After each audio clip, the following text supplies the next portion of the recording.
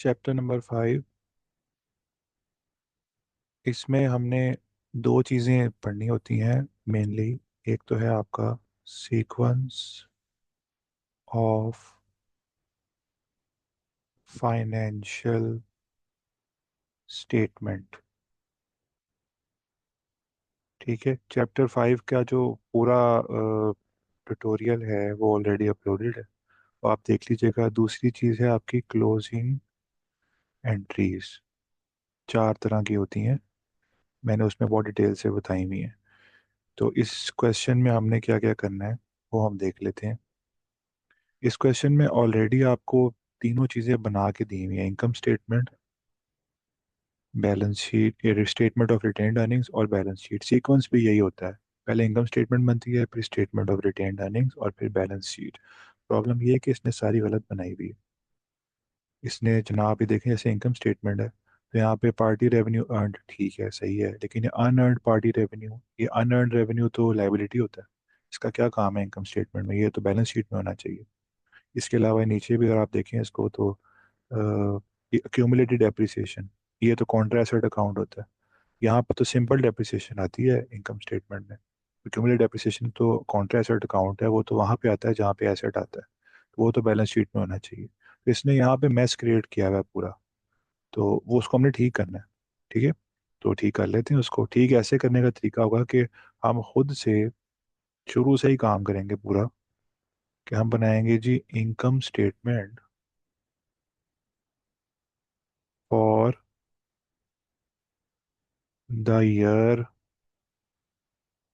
Ended, जो भी साल यहाँ पे दिया हुआ है कि कौन सा दिया हुआ है, December 31 और आगे जो करंट ईयर है।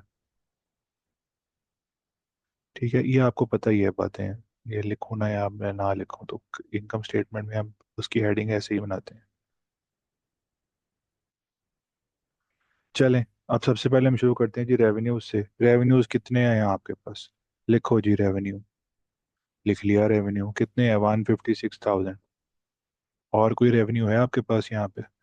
देखें जी, पूरा सर्च करें इसको, ये आपको पूरा देखना पड़ेगा यहाँ से यहाँ तक।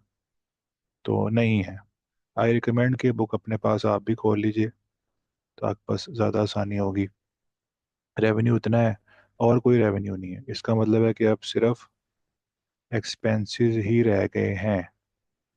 तो एक्सपेंसेस हम लिख लेते हैं जो रह गए हैं। कौन कौन से एक्सपेंस हैं यहाँ पे? सारे एक्सपेंस ढेर सारे लिखे हुए हैं। हम इसको लाइन अप करना शुरू करते हैं। इंश्योरेंस एक्सपेंस बहुत सारे हैं, देर लगेगी लिखने में। मैं सिर्फ EXP लिखूंगा यहाँ पे। कितना है इंश्योरेंस एक्सपेंस? 2160। और क्या है आपका? ऑफिस रेंट एक्सपेंस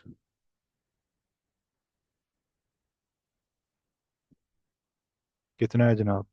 वो है 14,400। फिर जी सप्लायर्स एक्सपेंस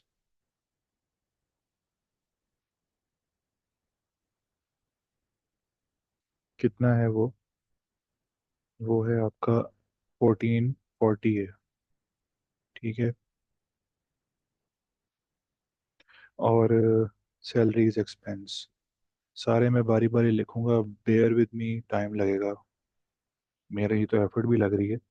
सैलरी एक्सपेंस है 90,000। ठीक है, और अब देखें और क्या, एक्यूमुलेट डेप्रिसिएशन नहीं आएगा, सिंपल डेप्रिसिएशन है। अब सिंपल डेप्रिसिएशन कहीं ना कहीं दी होगी इसमें लाजमी, क्योंकि अगर एक्यूमुलेट दी हुई है तो फिर सिंपल वाली भी दी होगी। कहाँ दी होगी देख लेते हैं। ये देखें यहाँ पे, इसने यहाँ पे लिखी हुई है बैलेंस शीट में। हालांकि बैलेंस शीट में क्यूमुलेट आनी चाहिए, तो इसने स्वैप कर दी है, गलती की है बहुत बड़ी। तो कितनी है क्यों डेप्रिसिएशन आपकी? 96,000। और दूसरी डेप्रिसिएशन आपकी कौन सी है? ये देखें, म्यूजिक एंड इक्विपमेंट भी दी हुई है, तो ये भी आपको इसमें से एक्सपेंसेस में डालनी पड़ेंगी। कितनी है वो? 8,400। ठीक है, और कौन सी आपकी कुछ चीज़ है यहाँ पे ऐसी जो रिपेयर एंड मेंटेनेंस भी है? मैं वापस ऊपर कर रहा हूँ इसको। ये देखिएगा, रिपेयर एंड मेंटेनेंस भी है।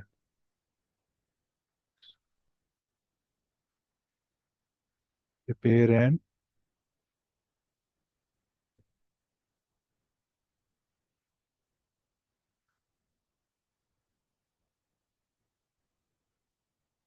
मेंटेनेंस कितना है ये? रिपेयर एंड मेंटेनेंस यहाँ पे 2400 है। और देखिएगा और क्या है यहाँ पे, कौन सा एक्सपेंस और है? ट्रैवल एक्सपेंस भी है। ट्रैवल एक्सपेंस कितना है जी? 7200 है। ध्यान ध्यान से देखने पड़ रहे हैं मुझे, काफ़ी सारे हैं। मिसलेनियस एक्सपेंस भी है। मिसलेनियस एक्सपेंस कितना है जनाब? 4320। सारे एक्सपेंसेस आपके हो गए कि नहीं हो गए? वो इंटरेस्ट एक्सपेंस रह गया बस। इंटरेस्ट,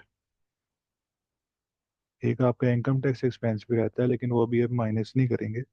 हम क्या करते हैं, हम पहले ये सारे एक्सपेंसेस जो हैं इनको करते हैं माइनस। 5280 हो गए। ये सारे एक्सपेंसेस हमने करने हैं माइनस किस में से? ये सारे एक्सपेंस जो है ना, ये इतने सारे एक्सपेंस जो हमने लिखे हैं, सुबह से लिख रहे हैं, शाम हो गई है, ये सारे के सारे। ये देखें, ये जितने भी एक्सपेंसेस हैं मैंने इनका टोटल करके रखा हुआ था। इनका टोटल है, मेरे पास था इनका टोटल पहले से ही, बहुत पहले से था मेरे पास। 145 200 का टोटल है। अब देखें रेवेन्यू कितने थे। रेवेन्यू आपके 156, इसमें से आप ये माइनस करेंगे 145 200, तो आपके पास आ जाएगा, ये जो है ना, आपके पास आ जाएगा इनकम बिफोर इनकम टैक्स। ठीक है ना, इनकम बिफोर इनकम टैक्स, ठीक है, वो आपके पास आ जाएगी। कितनी आ जाएगी? आप इसमें से 156 में से 145 200 माइनस करें तो आपके पास आ जाएगा जी 10,800। तो अब देखें, पहले आप प्रॉफिट जब तक आपका नहीं आता तब तक आप उसमें से टैक्स माइनस नहीं कर सकते। ये आपका प्रॉफिट है 10,800। जब प्रॉफिट मालूम होगा तो प्रॉफिट के ऊपर ही टैक्स लगता होता है ना, तो इसीलिए इनकम टैक्स आप इसके बाद माइनस करते हैं जब आपका प्रॉफिट आ जाता है। इनकम टैक्स एक्सपेंस आपका आया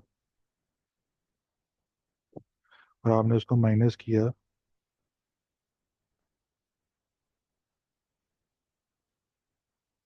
कि हमने माइनस कर दिया तो आपकी कितनी अमाउंट आनी चाहिए अब?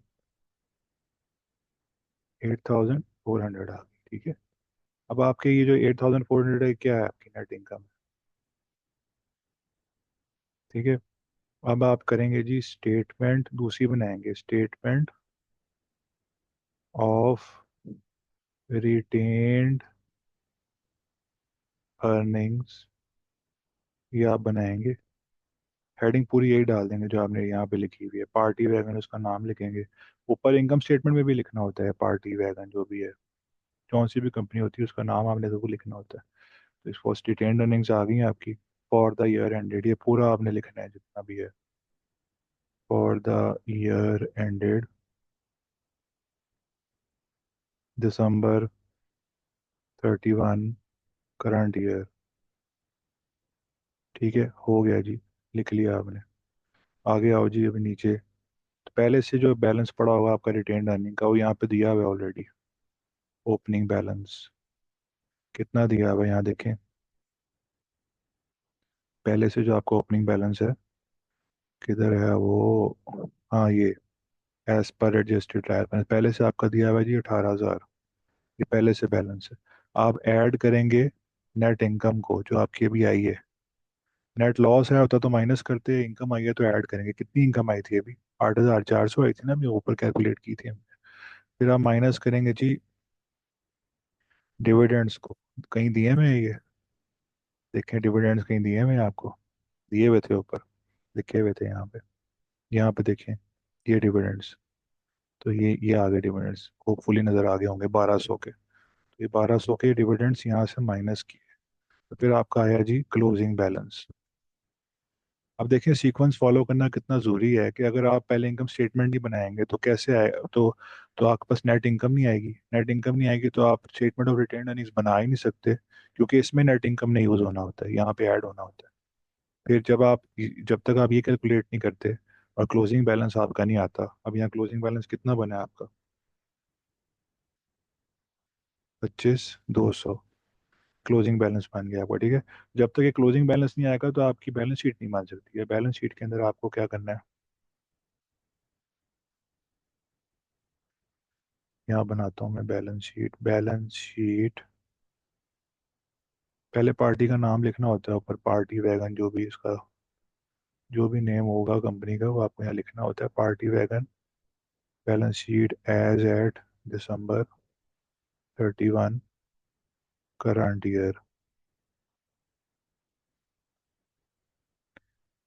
अब आपने क्या करना है, वही asset is equal to liability plus equity. पहले एसेट्स लिख लेंगे सारे, तो लिख लेते हैं।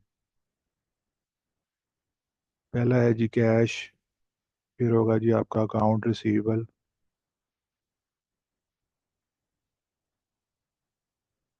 ठीक है।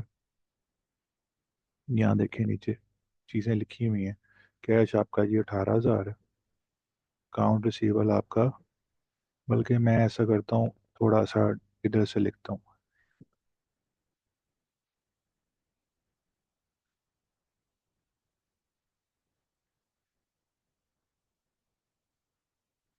अकाउंट रिसीवेबल आपका है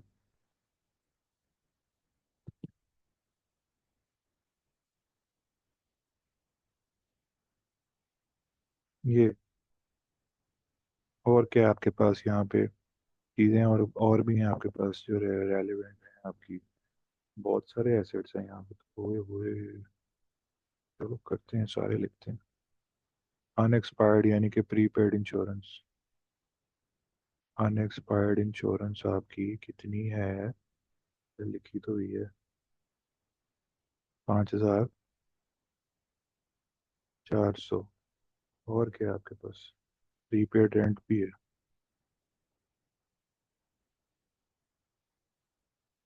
वो कितना है, 2,400। फिर आपके पास सप्लाईज हैं, कितनी है, 600 की हैं, 600। फिर आपके पास है वैन, देखो अब एसेट आ गया, वैन। अब हम जब ना बैलेंस शीट बनाते हैं तो उसके अंदर हम बुक वैल्यू में से एक्यूमुलेट डेप्रिसिएशन निकाल के हम यहाँ पे नेट बुक वैल्यू रिकॉर्ड करते हैं। अब यहाँ पे मैं लेफ्ट साइड पे ग्राफ सा कॉलम बनाऊंगा कैलकुलेशन का। वैन कितने की है आपकी, 48,000 की है। उसमें से जब मैं लेस करूंगा इसकी अक्यूमुलेटेड डेप्रिसिएशन, ठीक है, जो कि कितनी अमाउंट की है यहाँ पे, वो हमने ऊपर देखी थी, 19,200, ये यहाँ लिखी हुई है। ये देखिएगा यहाँ लिखी 19,200, ये इसी तरह इक्विपमेंट की भी लिखी हुई है इधर ही 16,800। अब मैं दोबारा ऊपर नहीं करूँगा स्क्रॉल, अब आपको पता चल जाएगा, ठीक है। तो अब आपने इसमें से इसको माइनस करना है, तो आपके पास क्या आएगा, आपकी नेट बुक वैल्यू आएगी, जिसको कैरिंग वैल्यू भी बोलते हैं। तो आपने वो यहाँ पे रिकॉर्ड करनी होती है, ठीक है। 28,800। अब दूसरा आप एसेट देखें कौन सा है आपके पास, आपके पास है इक्विपमेंट। इक्विपमेंट की भी आप सबसे पहले क्या करेंगे, उसकी बुक वैल्यू कितनी लिखी हुई है, 42,000, 42,000 लेस अक्यूमुलेटेड डेप्रिसिएशन, इसकी भी आप माइनस करेंगे, जो कि 16,800 थी। हाँ जी इतनी थी। तो अब आपने इसमें से इसको माइनस किया, यहाँ पे आ जाएगी थी इसकी बुक वैल्यू, जो कि है 25,200, ठीक है। तो अब आपने आपके एसेट्स हैं वो इस कॉलम में है पूरे, ये वाला ये साइड में रफ वर्क किया है, ये नेट बुक वैल्यू आ गई है। होता ये है कि cost, original cost less cumulate depreciation is equal to net book value. अब इस पे रिकॉर्ड करते हैं चीज़ें। अब इन सब का टोटल कर लें, टोटल एसेट्स आपके कितने बनेंगे। टोटल एसेट्स आपके बनेंगे 91,200। ये आपके बन गए टोटल एसेट्स। अब मैं जी नीचे ही, यहाँ जगह ज़रा कम है तो मैं नीचे ही लिख लेता हूँ। Liabilities plus liabilities and owner equity. सबसे पहले मैं सारी लाइबिलिटीज को लिस्ट डाउन कर लेता हूँ।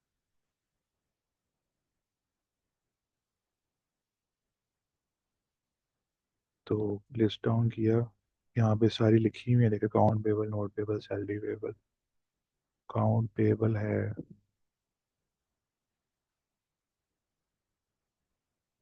फिर है जी नोट पेबल, फिर उसके बाद है जी सैलरी पेबल। इन तीनों की अमाउंट्स भी लिख लेते हैं हम, जो भी अमाउंट इसकी बनती है यहाँ पे। अकाउंट पेबल आपका 8400 से, आपके जो दूसरा नोट पेबल है वो ज़्यादा है, 46,800 है। और सैलरी पेबल आपका ये है, ठीक है। और कुछ इंटरेस्ट पेबल भी है आपका,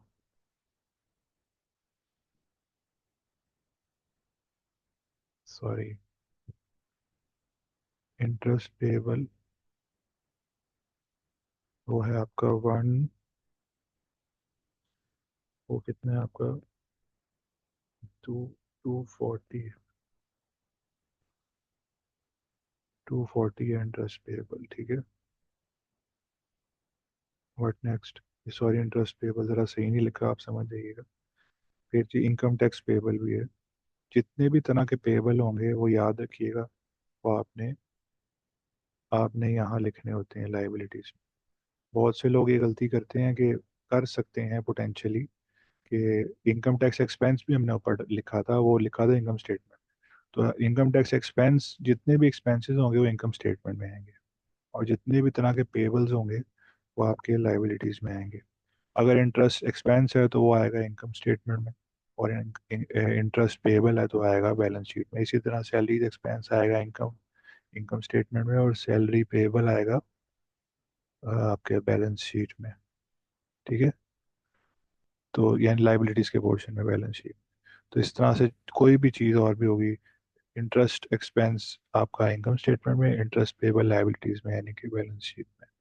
तो इस तरह से कीजिएगा, गलती ना कीजिएगा। इनकम टैक्स पेबल यहाँ पे आया तो 480।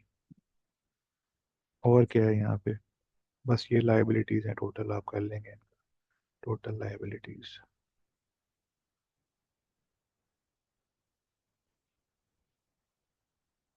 ठीक है। आई रिपीट, गलती ना कीजिएगा, पेबल्स जितने भी आते हैं वो लाइबिलिटीज में आएंगे यानी कि बैलेंस शीट में। और जितने भी एक्सपेंसेस होंगे वो आएंगे किधर, वो आएंगे इसमें इनकम स्टेटमेंट में। ये जो प्रीपेड एक्सपेंस कहीं पे लिखा हो तो वो एक्सपेंस नहीं होता, उसके सिर्फ नाम में एक्सपेंस होता है, वो एसेट होता है। अच्छा, टोटल लाइबिलिटीज क्या बनेगी आपकी, बनेगी 60,000, 60,000 बनेगी।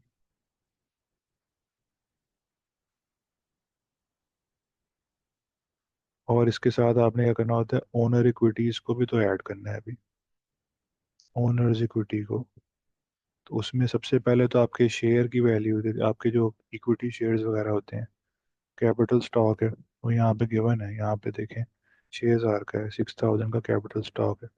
और रिटेन्ड अर्निंग, अभी आपने क्लोजिंग बैलेंस निकाला था उसका, स्टेटमेंट ऑफ रिटेन्ड अर्निंग से कितना निकाला था वो, 25,200 निकाला था आपने, ठीक है। ऊपर किया वेस्ट स्टेटमेंट ऑफ रिटेन्ड अर्निंग में, ठीक है। तो अब इन दोनों को आप करेंगे तो क्या बनेगा, 31,200। अब total liabilities plus total owner equity जो है वो कितनी बनती है, दोनों को मिलाए ना।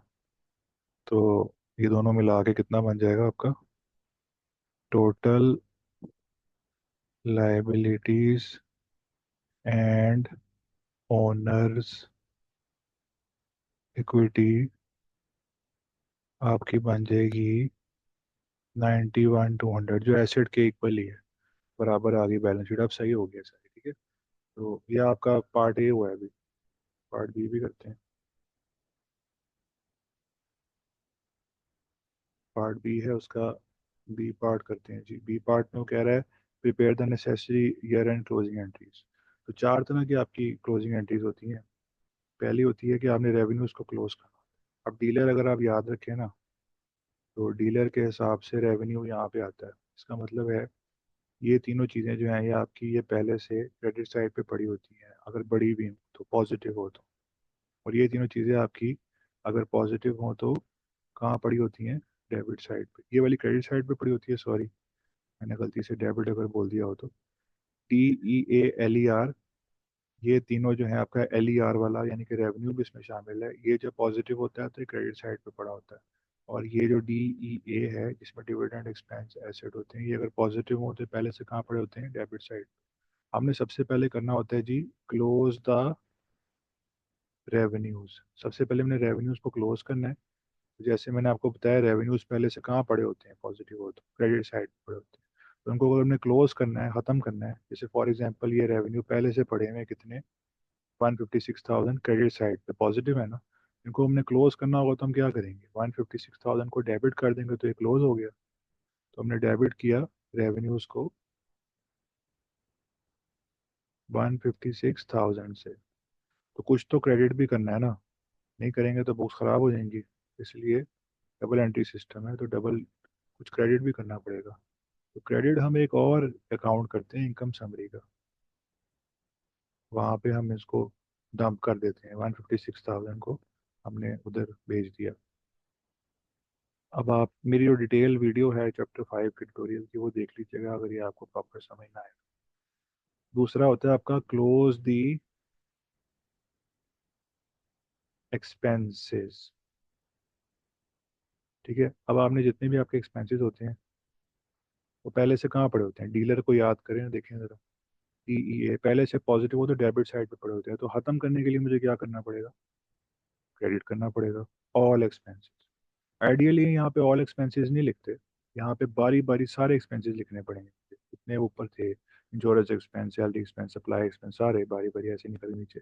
लेकिन चूंकि मैं जो हूँ वो थोड़ा टाइम सेव करना चाह रहा हूँ आप लोगों का भी, मैं इसलिए ऑल एक्सपेंस में डाल दूंगा। ऑल एक्सपेंसेस देखें ना आपके कितने थे, यहाँ पे देखते हैं। ये जो हमने बनाई थी इनकम स्टेटमेंट, ये देखो यहाँ पे, ये ये आगे, ये ऊपर आने लगे हैं यहाँ पे, देखें ये आगे ऑल एक्सपेंसेस। ये देखें इसका टोटल कितना बना था आपका? और ये सारे एक्सपेंसेस हैं, इनका insurance expense, office rent expense, supplier expense, salary expense, सारे एक्सपेंस का टोटल हमारा आया था 145,200। लेकिन लेकिन सबसे बड़ा जो इम्पोर्टेंट बात है, ये 145,200 आपके जो हैं ये इनकम टैक्स एक्सपेंस के बगैर थे। देखिए इनकम टैक्स एक्सपेंस भी तो आपने बाद में माइनस किया है ना, ये नीचे किए, ये वाला 2,400। इसका मतलब है 145,200 में हम 2,400 को ऐड करेंगे तो हमारे फिर ऑल एक्सपेंस बनते हैं। ठीक है। तो हमने क्या किया? हमने यही किया कि हमने यहाँ पे 145 प्लस 200 को ऐड किया। कितना बना हमारा? 2,400 को। हमारा कितना बना? 147,600। ठीक है। मैं इसको मिटा के अब डायरेक्ट यहाँ लिख रहा हूँ।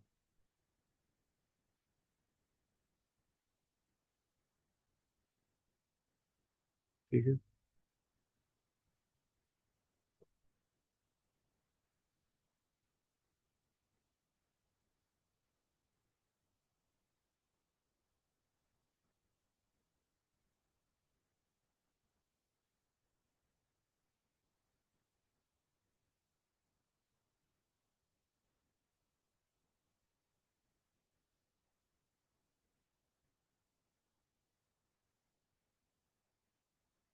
147,600 हो गया। ठीक है। तो अब हमने डेबिट भी तो कुछ करना है, तो वो हम करेंगे जी इनकम समरी को 147,600।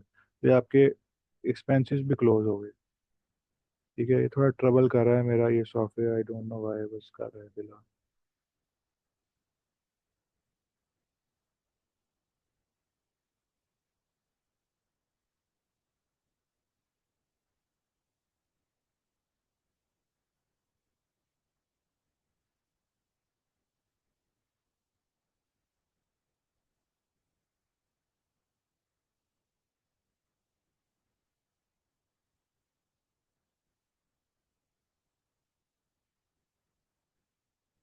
तीसरा स्टेप होता है ट्रांसफर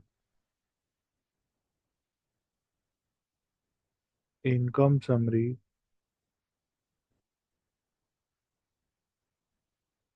टू रिटेन्ड अर्निंग्स। अपनी इनकम समरी को रिटेन्ड अर्निंग्स में ट्रांसफर करने का क्या कर कैसे करेंगे? देखिए, आपके जो इनकम आपने कमाई होती है ना, तो वो नेट इनकम, उसको, वो अब सूरत हाल ये थी आपकी कि आपके पास 156,000 था रेवेन्यू में, ठीक है, और यहाँ आपके पास टोटल मिला के कितना बना था? 147,600। एक्सपेंसेस आपके यहाँ आए थे इनकम समरी अकाउंट, ठीक है। तो अब आपके पास कैरी डाउन बैलेंस कितना बना था? 8,400। अब इसको ब्रॉड डाउन बनाएं, आप इसकी सही जगह पे लेके आए, 8,400, ठीक है। तो क्या होगा ये 8,400? ये अब आपकी इनकम है जो अपनी सही जगह पे है, यानी पॉजिटिव साइड पे इनकम, यानी कि रेवेन्यू क्रेडिट साइड पे पड़ा है, दैट मीन्स पॉजिटिव है। अब आपने इसको क्लोज करना है। इसको क्लोज करने का तरीका ये होता है कि पहले से क्रेडिट साइड पे है ना, तो क्लोज करके मैं करने के लिए मैं डेबिट करूंगा इसको। यहाँ पे मैं इसको डेबिट करूंगा तो ये क्लोज हो जाएगी। तो मैंने क्लोज किया इनकम समरी को डेबिट करके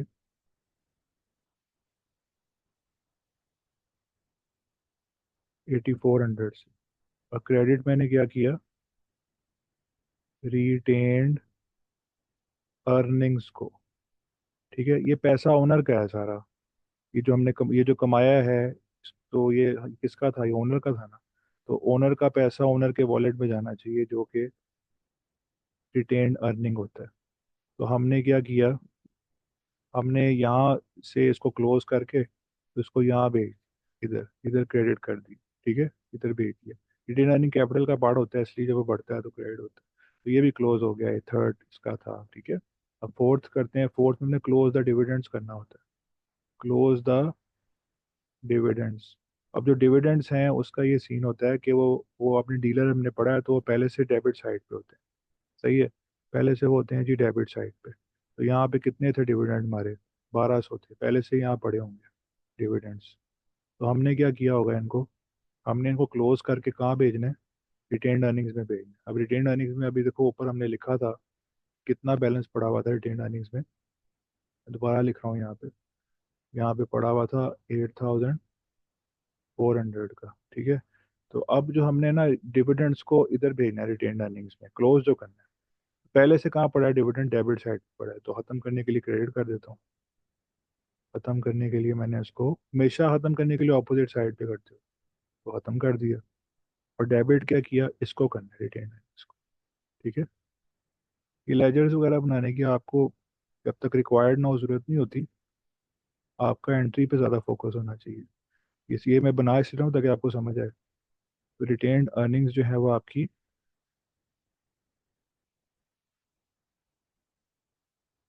12, आपकी 1,200 की है, ठीक है। थोड़ा सा ज़्यादा अनटाइडी हो गया, मैं इसको ठीक कर लूँ।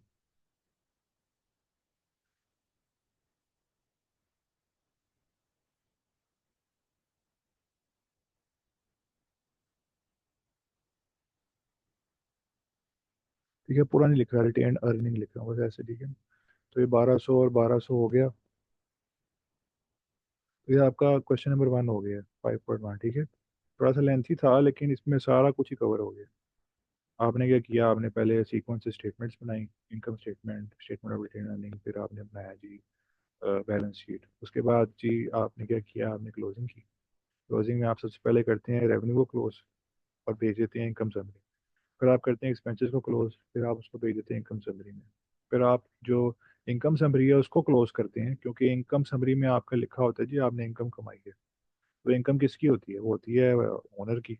ओनर के वॉलेट में जानी चाहिए, तो आप उसको क्लोज करके रिटेन अर्निंग में, यानी कि उसके वॉलेट में भेज देते हैं। और उसके बाद फिर वो यहाँ पे पहुंच जाती है। अब ये 1,200 यहाँ पे डेबिट हो रहे हैं, तो इसका एक मतलब ये भी है कि देखें, ये रिटेन अर्निंग क्या है? ओनर का वॉलेट है ना। ओनर का वॉलेट जब बढ़ता है तो क्रेडिट होता है, और जब कम होता है तो 1,200 से डेबिट, मतलब डेबिट हो रहा है। तो आपका डिविडेंड में पैसे जा रहे हैं ज़ाहिर है ओनर के पास से, इसलिए यहाँ पे डेबिट आपको शो हो रहा है। तो आपने बस स्टेप्स फॉलो करने हैं। बोली समझ आया होगा आपको।